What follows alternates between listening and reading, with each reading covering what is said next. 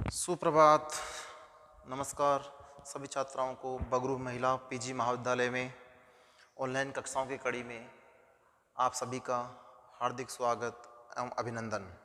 आज हम बीए और बीए बीएड प्रथम वर्ष के विषय इतिहास के रूप में प्रथम प्रश्न पत्र प्राचीन भारत जो है प्रारंभ से लेकर 12वीं शताब्दी का, उसमें हम अध्याय तीसरे के रूप में प्रकरण हमारा वैदिक सभ्यता जो रहेगा उसका अध्ययन करेंगे, जिसका ऑल ओवर टाइम जो रहेगा वैदिक सभ्यता के रूप में वो 1500 से ईसा पूर्व से 600 ईसा पूर्व यानी घटते क्रम में है। उसका अध्ययन हम आज इस अध्याय में करेंगे। उसके सर्वप्रथम जिस बिंदु का अध्ययन करेंगे हम आज वो है शुरुआती तौर पर कि वैदिक सभ्यता क्या है, किस रूप में थी। तो प्रस्तावना पढ़ेंगे। सबसे पहले क्या पढ़ेंगे? प्रस्तावना। तो याद रहे आपको, प्रस्तावना में वैदिक सभ्यता को हम संस्कृति के रूप में भी स्वीकार कर सकते हैं, इसीलिए हमें इसे ये भी कह सकते हैं वैदिक संस्कृति, क्योंकि इसमें जो गुण थे वो अपने आप में विशेष थे, जो संस्कृति के पर्याय थे, इसलिए इसको वैदिक सभ्यता भी कहा जाता है और वैदिक संस्कृति भी कहा जाता है। तो देखिए, पुरातत्व की दृष्टि से अगर बात करें हम तो भारतीय सभ्यताओं में सिंधु सभ्यता का नाम अग्रणी आता है। किसके आधार पर? पुरातत्व यानी खुदाई के आधार पर। पुरातत्व के आधार पर बात करें तो पुरातत्व के आधार पर कौन सी सभ्यता अग्रणी मानी जाएगी? सिंधु। कौन सी? सिंधु सभ्यता, क्योंकि सिंधु सभ्यता को खुदाई के आधार पर देखा जाता है, इसलिए पुरातत्व में स्थान इसका है। लेकिन बात करें साहित्य के आधार पर, किस आधार पर? साहित्य के आधार पर, तो साहित्य के आधार पर आएगा वैदिक काल का नाम। किसका नाम आएगा? वैदिक सभ्यता का नाम आएगा, जो अपने आप में पहचान है।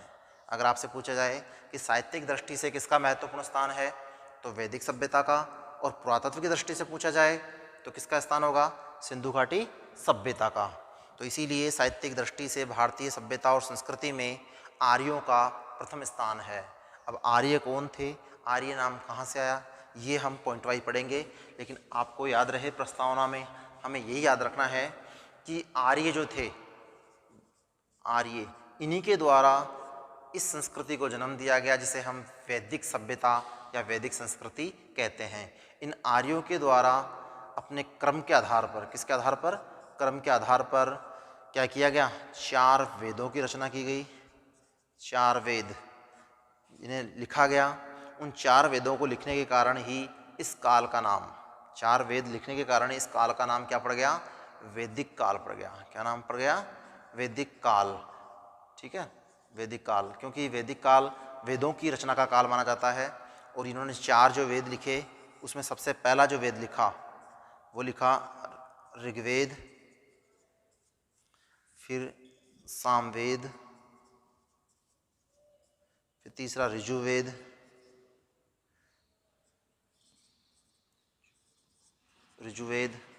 और चौथा अर्थवेद। ये 4 प्रकार के वेद लिखे, जिनमें से ये पहला वेद लिखा, ये शुरुआती वेद है। इसीलिए इसके आधार पर समय जो चलेगा वो प्रारंभिक काल चलेगा, क्योंकि ये पूरा समय जो है वो 2 भागों में बटा हुआ है। अर्थात वैदिक सभ्यता को हम 2 भागों में बांटते हैं। कितने भागों में बांटते हैं? 2 भागों में। समय के अनुसार वो आगे आएगा, लेकिन मैं आपको हल्के पॉइंट में यह बता दूं कि वैदिक सभ्यता को 2 भागों में किस प्रकार बटेगा। क्योंकि जब आर्यों ने वेदों की रचना की, तो इन वेदों की रचना एक साथ न करके बारी बारी से की। तो सर्वप्रथम किसकी रचना की? ऋग्वेद की रचना की। इसलिए सबसे प्राचीन वेदों में किसका नाम आएगा?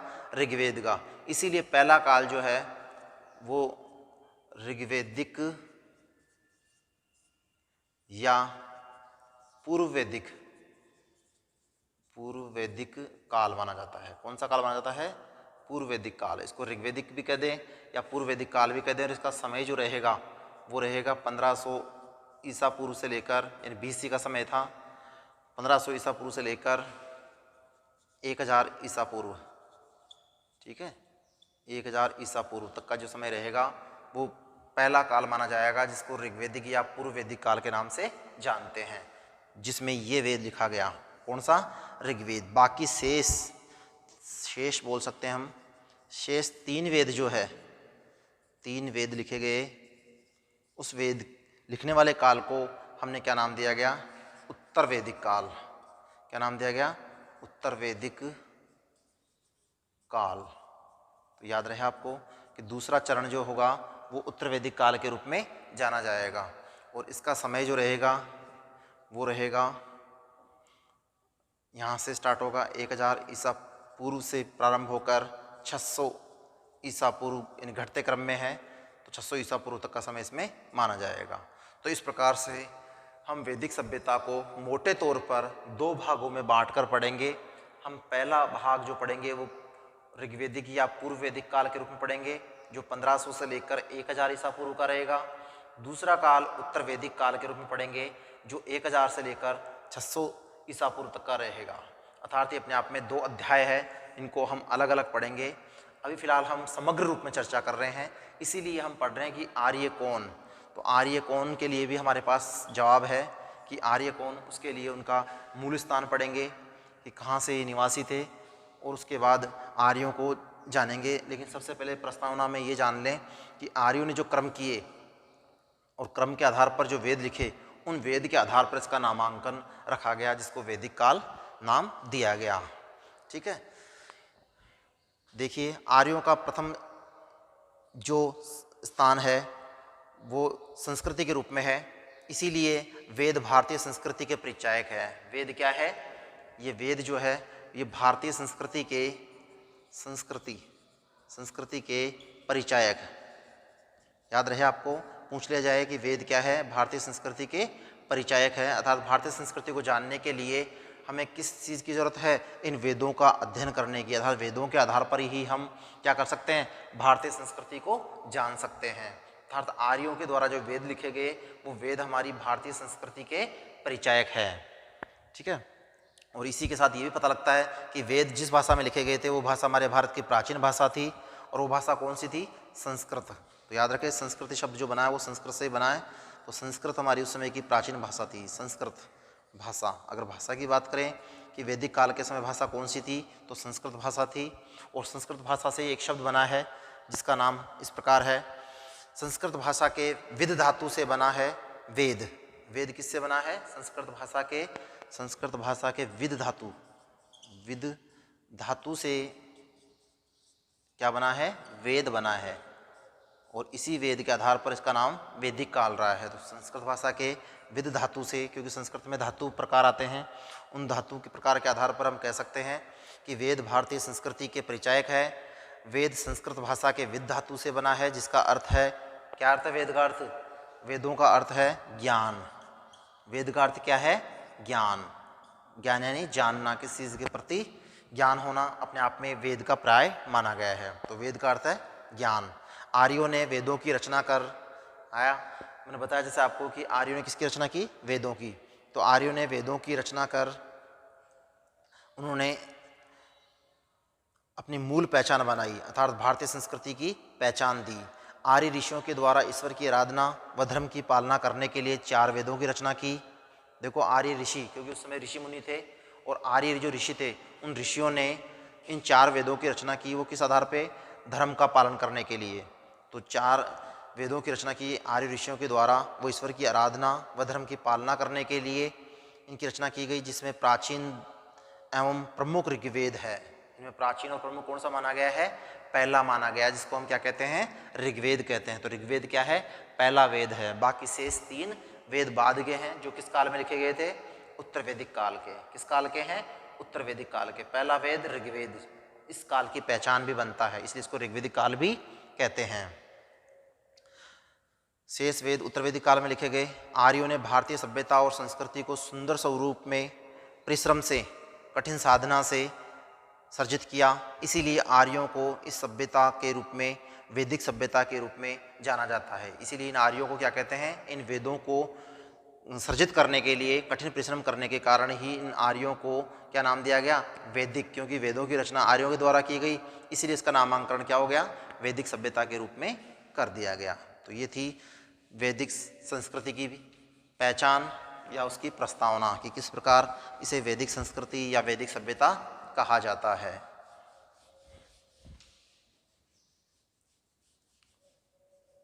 ठीक है।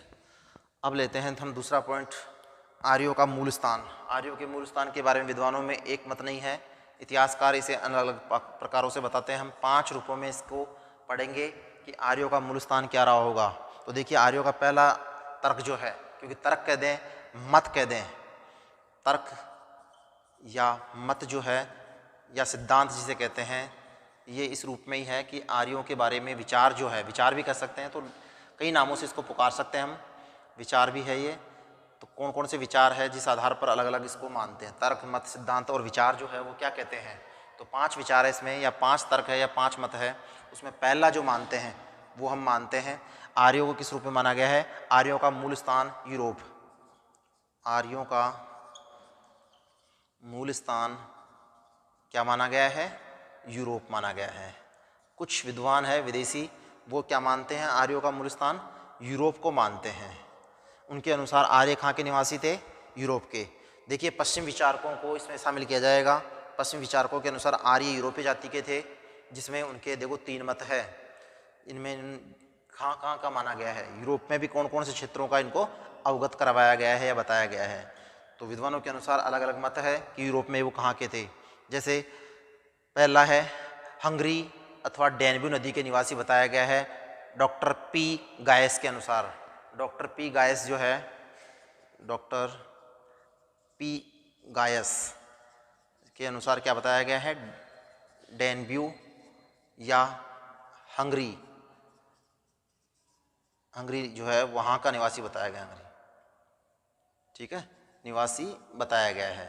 तो ये याद रहे आपको। पहला तर्क जो है यूरोपियों में भी वो कहाँ का निवासी बताया गया है, डॉक्टर पी गायस के अनुसार डैन्यूब या हंगरी का निवासी बताया गया है। दूसरा जो है जर्मन का निवासी बताया गया है, जर्मनी, अर्थात दूसरा जो है जर्मनी, डॉक्टर पेंगा के द्वारा किसका बताया गया है, जर्मनी का निवासी, जर्मनी निवासी। तो याद रहे आपको ये तर्क कि जर्मनी निवासी किसने बताया था, जर्मनी निवासी बताया डॉक्टर पेंगा ने। इन्हें जर्मनी का निवासी बताया है।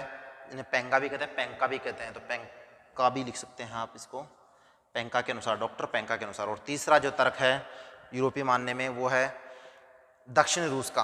क्या बताया गया है, दक्षिण रूस, अर्थात आर्यों को दक्षिण रूस का भी बताया गया है। तो ये विचार है, तर्क है, मत देने का अधिकार सबको है, इसीलिए ये पश्चिमी विचारक है। कौन से, ये पश्चिमी विचारक।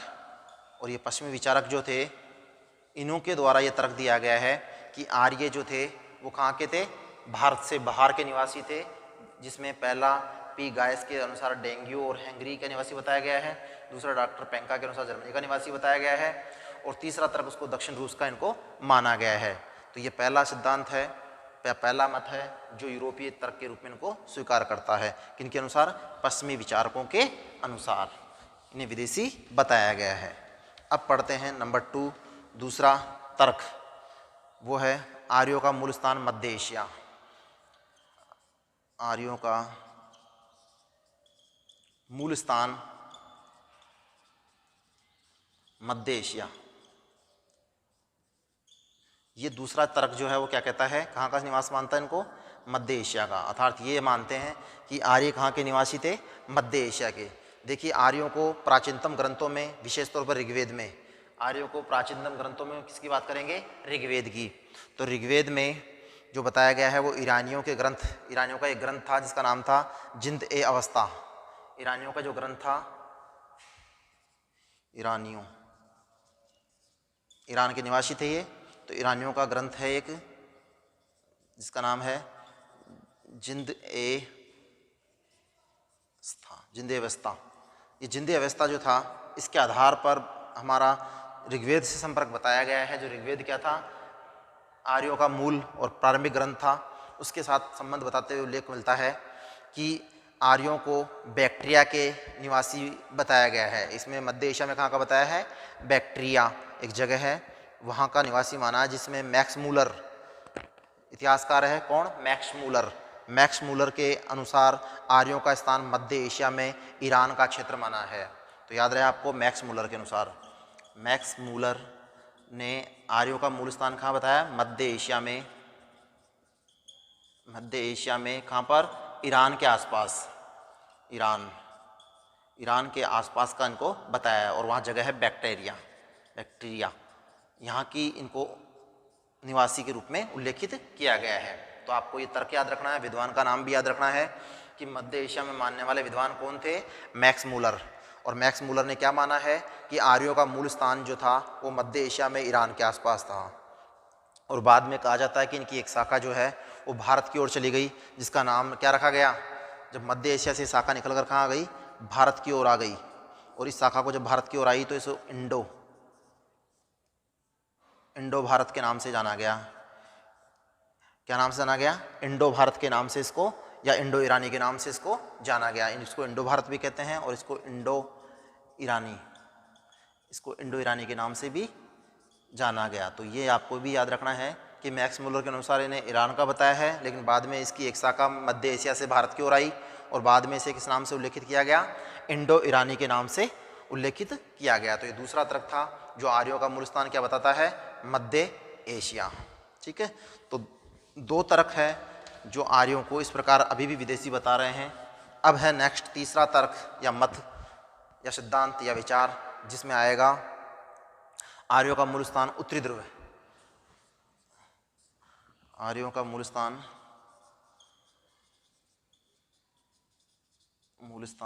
उत्तरी ध्रुव, ये उत्तरी ध्रुव की ओर मानते हैं। अभी कौन मानते हैं इसको भी पढ़ना बहुत ज़रूरी है। याद रहे आपको उत्तरी ध्रुव की ओर बताने में किसका विशेष योगदान रहा है कि इन्हें उत्तरी ध्रुव का किसने बताया है। तो आर्यों को उत्तरी ध्रुव का निवासी के रूप में मानने में भारतीय विद्वान है और जिनका नाम है बाल गंगाधर तिलक। कौन से विद्वान थे, विद्वान का नाम है बाल गंगाधर तिलक। बाल गंगाधर तिलक, याद रहे बाल गंगाधर तिलक ने इन्हें कहाँ का निवासी बताया है, उत्तरी ध्रुव का निवासी बताया। किनको, आर्यों को। हम किसकी चर्चा कर रहे हैं, आर्यों की, कि आर्यों का मूल स्थान कहाँ से था। तो आर्यों को मूल स्थान के रूप में उत्तरी ध्रुव का किसने बताया है, बाल गंगाधर तिलक ने। अर्थात इन्होंने आर्यों का मूल स्थान उत्तरी ध्रुव या उत्तरी ध्रुव प्रदेश या देश के रूप में बताया है। तो उत्तरी ध्रुव के रूप में किसने बताया है, बाल गंगाधर तिलक ने। नेक्स्ट अगला चौथा पॉइंट है, क्योंकि ये भारतीय विद्वान थे जिनके अनुसार ये बताया गया है। चौथा मत है आर्यों का मूल स्थान भारत। आर्यों का मूल स्थान भारत, ये तर्क है। अब भारत के संदर्भ में देता है कि आर्यों का निवास स्थान क्या था, भारत। तो इसको कौन कौन मानता है और किस प्रकार इसके बारे में तर्क देते हैं। तो देखिए भारतीय विद्वानों ने आर्यों के प्राचीनतम ग्रंथ ऋग्वेद के आधार पर, आधार किसको माना है, ऋग्वेद को माना है। किसका ग्रंथ था, वैदिक काल का। किसका था, आर्यों का। तो याद रहे आपको आर्यों का प्रमुख ग्रंथ जो था वो कौन सा था, ऋग्वेद। क्या कह सकते हैं इसको, ऋग्वेद। ये प्रथम वेद है। इसी के आधार पर हम ये कह सकते हैं कि ये विद्वान इनको कहाँ का निवासी मानते हैं, भारत का। अर्थात भारत से बाहर के नहीं, बल्कि आर्य जो थे भारत के मूल निवासी है। अब देखिए ऋग्वेद के आधार पर भारत को मूल निवासी माना गया है, तो आपको ये तर्क याद होना चाहिए। ऋग्वेद किसके आधार पर, ऋग्वेद के आधार पर आर्यों को कहाँ का निवासी माना गया है, भारत का। अर्थात आर्यों को भारत का निवासी माना गया है। मूल निवासी और लिखें, मूल निवासी माना गया है। ठीक है, मूल निवासी माना गया है, जिसमें विद्वानों का तर्क है। जैसे कौन कौन से विद्वानों, डॉक्टर अश्विनी दास के अनुसार इन्हें 7 नदियों के किनारे बसे होने का प्रमाण दिया है। 7 नदियाँ यानी कि सिंधु, झेलम, रावी, व्यास, चनाव, सतलज, ये नदियाँ जो थी इनके आसपास में इनका बसा होना बताया है। अर्थात आर्यों के रूप में इनको स्वीकार किया है। किसने किया ये, डॉक्टर अविनाश दास के अनुसार इन्हें सप्त सैंधव जो नदियाँ थी उनके किनारे इनको बसा होना बताया है। ठीक है, उसके बाद दूसरे विद्वान डॉक्टर राजबली पांडे, इनके अनुसार इनका निवास स्थान मध्य भारत में बताया गया है। राजबली पांडे ने इनको निवास स्थान कहाँ का बताया, मध्य भारत। जबकि डॉक्टर LD कल्ला के अनुसार इन्हें कश्मीर तथा हिमालय प्रदेश का माना है। डॉक्टर LD कल्ला इन्हें कहाँ का मानते हैं, कश्मीर और हिमालय यानी पहाड़ी क्षेत्र का मानते हैं। है सारे तर्क भारत के मूल निवासी के, लेकिन भारत में भी क्षेत्र के आधार पर अलग अलग तर्क दिए जा रहे हैं विद्वानों के अनुसार, जिसमें हिमालय प्रदेश और कश्मीर के आसपास का इनको बताया गया है। ऋग्वेद में सप्त सैंधव नदियों का उल्लेख से पता चलता है कि इनका मूल स्थान भारत ही रहा है। अर्थात पहला मत जो है वो ज़्यादा महत्वपूर्ण है, जिसमें सप्त सैंधव नदियाँ जो है उनके उल्लेख से पता चलता है कि ये वैदिक काल के जो आर्य थे वो यहीं के मूल निवासी थे। इन्हें भाषा के आधार पर भी आर्यों की मूल भाषा संस्कृत के रूप में स्वीकार की गई है। अगर भाषा की बात करें तो भाषा में भी इनकी भाषा कौन सी थी? मूल भाषा संस्कृत, इसलिए संस्कृत को सभी भाषाओं की जननी कहते हैं। हिंदी का जन्म भी यहाँ तक इसी संस्कृत से हुआ है, क्योंकि दोनों की लिपि एक ही है जिसका नाम है देवनागरी। तो इसीलिए संस्कृत को भारत की प्राचीन और मूल भाषा माना गया है। क्या माना गया है? प्राचीन एवं मूल भाषा, क्योंकि इसी से अनेक भाषाओं का जन्म हुआ है, इसलिए संस्कृत भाषा हमारी क्या है? प्राचीन व मूल भाषा मानी जाती है। तो आगे देखिए, संस्कृत भाषा भारत की प्राचीनतम भाषा है। इस आधार पर हम इस तर्क को क्या मानते हैं? आर्यों का निवास स्थान भारत मानते हैं। तो 4 तो हो गए तर्क, और 5वां जो है वो मत है अपने आप में समीक्षात्मक मत, जिसको हम यहाँ पर लिख सकते हैं समीक्षात्मक मत। समीक्षात्मक मत, इसको हम ये कह सकते हैं कि सबका कैलकुलेशन है, ये निष्कर्ष, सबका निचोड़ निकाल के जो अर्थ देंगे लास्ट में, वो है 5वां तर्क, जिसको हम समीक्षात्मक मत कहते हैं। तो समीक्षात्मक मत में देखिए किस आधार पर इसको क्या स्वीकार किया जाएगा? आर्यों का मूल निवास स्थान के बारे में भले ही विवाद हो, अलग अलग मत हो, किंतु आधुनिक खोजों के आधार पर आर्यों का मूल स्थान या मूल निवास जो माना गया है उसमें कोई संकोच या कोई शंका नहीं है। अर्थात हमारी संस्कृति आर्यों की ही देन है, अर्थात भारतीय संस्कृति किसकी देन है? आर्यों की ही देन मानी गई है। इसीलिए हमारी संस्कृति आर्यों की देन है। अतः सभी मतों को नकारते हुए हम आर्यों को, सभी मतों को नकारते हुए हम आर्यों को भारत का मूल निवासी स्वीकार करते हैं। कहाँ का निवासी स्वीकार करते हैं? भारत का मूल निवासी स्वीकार किया गया है, क्योंकि प्राचीनतम समय में भारत एक राष्ट्र था, आज भी राष्ट्र है, और आज भी वह जाति आर्य जाति के रूप में है। इसीलिए आर्य भारतीय सभ्यता और संस्कृति के आधार है। यानी भारत प्राचीन समय भी राष्ट्र था, आज भी राष्ट्र है, और इस राष्ट्र की पहचान आर्य जाति के रूप में थी। आर्य जाति आज भी है, इसीलिए इसे हम क्या कह सकते हैं? भारत को आर्यों की संतान के रूप में जान सकते हैं। अर्थात भारतीय सभ्यता और संस्कृति का आधार आर्य है, क्योंकि ऋग्वेद में उल्लेख मिलता है कि आर्यों की भूमि देवभूमि थी।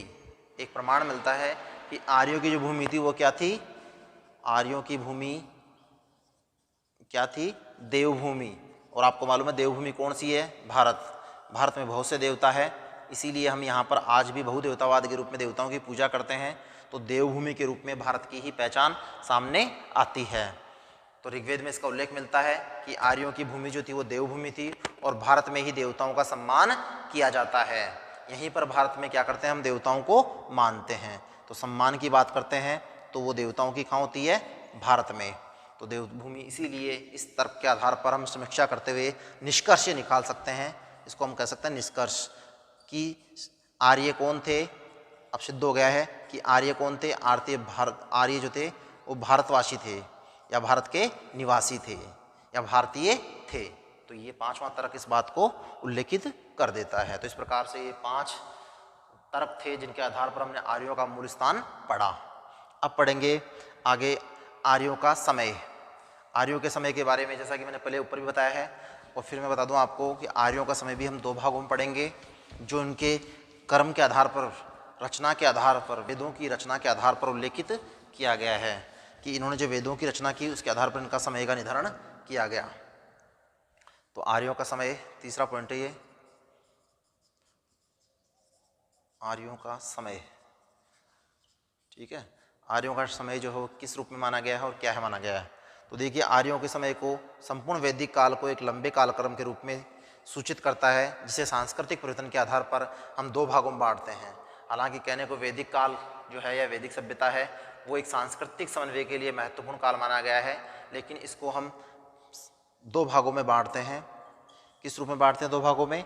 इसको हम 2 रूप में सांस्कृतिक परिवर्तन के आधार पर बांटते हैं। जो जो परिवर्तन देखने को मिला, जैसे ऋग्वेदिक काल में क्या परिवर्तन रहा, बाद के उत्तर वैदिक काल में क्या परिवर्तन आया, उस परिवर्तन के आधार पर इसे 2 भागों में बांटा गया है। जो वहाँ लिखा है वही यहाँ पर है।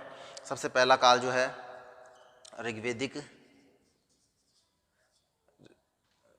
ऋग्वेदिक काल कह दें, या पूर्व वैदिक काल कह दें, पूर्व वैदिक काल।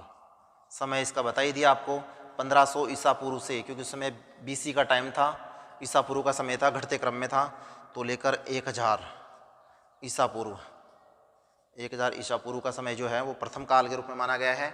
और दूसरा जो माना गया है उत्तर वैदिक काल, क्योंकि शेष वेद, अब यह भी याद रखें आप, प्रथम चरण में किसकी रचना हुई? ओनली ऋग्वेद की, ऋग्वेद की रचना की गई थी, यही पहला वेद था, प्रथम वेद। बाकी शेष वेद जो है वो बाद में लिखे गए, इसलिए इसका नाम रखा गया उत्तर वैदिक काल, उत्तर वैदिक काल। इस उत्तर वैदिक काल का समय जो रखा गया वो 1000 ईसा पूर्व से लेकर हम ये कह सकते हैं 600 ईसा पूर्व तक का, अर्थात घटते क्रम में है, 600 ईसा पूर्व तक का समय इसका माना गया है, जो कि इसका दूसरा चरण है, अंतिम चरण है। ठीक है, क्योंकि ऋग्वेद से पता चलता है कि ये समय जो था वो बाद का काल था, तो 1000 से 600 ईसा पूर्व के समय में माना गया है। तो ये इस प्रकार से इसका समय 2 भागों में बांटा है। चौथा पॉइंट जो है हम विशेष रूप से पढ़ेंगे कि वैदिक सभ्यता का भारत में प्रचार और प्रसार, तो नेक्स्ट क्लास में पढ़ेंगे वैदिक सभ्यता का प्रचार प्रसार भारत में किस रूप में हुआ या किस रूप में हुआ। तो इसको देख लेते हैं थोड़ा सा, वैदिक सभ्यता का प्रचार, वैदिक सभ्यता का प्रचार प्रसार भी कह सकते हैं, फैलाव जो था वो किस रूप में हुआ, वैदिक सभ्यता का प्रसार भारत में किस रूप में हुआ था। तो देखिए ऋग्वेद से पता चलता है कि आर्यों का प्रसार सप्त सैंधव जो नदियां थी वहां पर था। कहाँ पर था इसका प्रसार? सप्त सैंधव, सैंधव नदियां, सिंधु की जो सहायक नदियां थी वहां पर इनका फैलाव था, इसलिए सप्त सैंधव प्रदेश भी कहते हैं इसे, वहां पर इसका था, जिसमें उनके किनारे फैली हुई थी ये सभ्यता या संस्कृति, जिसमें सिंधु, सरस्वती, झेलम, इसके अलावा व्यास, रावी और चिनाव आदि नदियों का विशेष योगदान रहा। इन्हें सप्त नदियों के रूप में मानते हैं, जो आर्यों ने वहाँ पर सभ्यता और संस्कृति का विकास किया, इन नदियों के आसपास किया। धीरे धीरे ये क्षेत्र ब्रह्मव्रत के नाम से और उसके पश्चात आर्यवर्त के नाम से जाने जाने लगा। इस क्षेत्र को धीरे धीरे क्या नाम? ब्रह्मव्रत, ब्रह्मव्रत के नाम से जाना गया, ब्रह्मव्रत के नाम से। याद रहे आपको, सप्त सिंधु प्रदेश को आर्यों के निवास स्थान के आधार पर ब्रह्मव्रत नाम दिया गया, और ब्रह्मव्रत से बाद में क्या हो गया? ये आर्यवर्त हो गया। क्या नाम हो गया? आर्यवर्त, क्योंकि आर्यों का निवास स्थान होने के कारण इसका नाम क्या पड़ गया? आर्यवर्त। और धीरे धीरे संपूर्ण भारत में फैलने के कारण पूरे भारत को आर्यवर्त की संज्ञा दी गई। तो आपको ये भी याद रखना है कि आर्यवर्त के रूप में इन्हें जाना जाने लगा। आर्यों ने पूर्व में हिमालय से लेकर दक्षिण तक अपने भूभाग को प्रसारित किया, पश्चिम में सिंध से लेकर पूर्व में बंगाल, बिहार तक अपना प्रभुत्व स्थापित किया। तो ये भी आपको दिशाओं के आधार पर याद रखना है कि आर्यों का प्रसार प्रसार जो है उत्तर दिशा और दक्षिण दिशा और पूर्व दिशा और पश्चिम दिशा के अनुसार बात करें तो उत्तर में हिमालय, हिमालय से लेकर दक्षिण में नर्मदा नदी तक का है यहाँ पर, पूर्व में बंगाल, बिहार यहाँ तक का है, और पश्चिम में सिंधु नदी तक, क्योंकि सिंधु नदी से ही आरंभ है। तो इस प्रकार से इनका प्रचार प्रसार संपूर्ण भारत में फैल गया, और इसीलिए पूरा भारत क्या बन गया? आर्यवर्त के नाम से जाना जाना गया। अतः भारतीय सभ्यताओं की आधारशिला वैदिक काल से ही रखी गई, इसीलिए इस काल को भारतीय संस्कृति और सभ्यता का प्रारंभिक काल माना जाता है। तो आपको ये भी याद रहे कि वैदिक सभ्यता का प्रसार प्रसार जहाँ हुआ वहीं से हमारी सभ्यता और संस्कृति की शुरुआत हुई, और संस्कृति के रूप में शुरुआत वैदिक काल से होने के कारण इस संस्कृति को भारतीय संस्कृति की प्राचीनतम संस्कृति के नाम से जाना जाता है। अतः संस्कृतियों की बात करें तो वैदिक सभ्यता या संस्कृति का नाम सबसे अग्रणीय माना जाएगा। तो सबसे पहले शुरुआत यहीं से हुई। तो ये थी वैदिक संस्कृति और इसका फैलाव, जो कि सप्त सिंधु प्रदेश या नदियों से लेकर धीरे धीरे आगे बढ़ता हुआ ब्रह्मव्रत के नाम से जाना गया, और फिर आर्यवर्त के नाम से संपूर्ण भारत में फैल गया। तो आज ये 4 ही पॉइंट है। नेक्स्ट अगली क्लास में पढ़ेंगे वैदिक काल का प्रारंभिक काल, यानी कि ऋग्वैदिक काल को पढ़ेंगे हम, कि वैदिक काल का प्रारंभिक काल कैसा रहा। उसके बाद फिर परिवर्तन जो देखने को मिलेंगे, जिनको हम कह सकते हैं कौन से परिवर्तन, सांस्कृतिक परिवर्तन, क्योंकि इन्हीं के आधार पर ये दो भागों में बांटे गए हैं। तो सांस्कृतिक परिवर्तन को पढ़ने के बाद हम देखेंगे कि उत्तर वैदिक काल में किस प्रकार का परिवर्तन देखने को मिला। तो आपको PDF के द्वारा इसके नोट्स भेज दिए गए हैं, आप उनको भी देख सकते हैं। धन्यवाद।